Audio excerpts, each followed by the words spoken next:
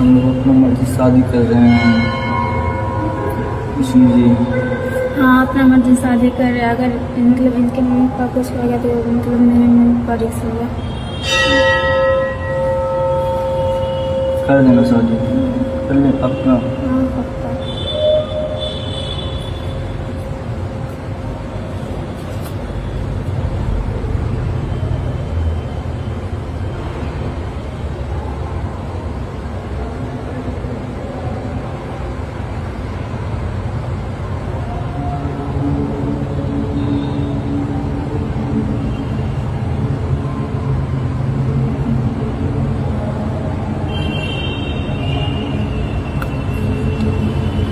Excuse me, boss. Do you have a text message? कोई दिक्कत भी है? नहीं। नहीं।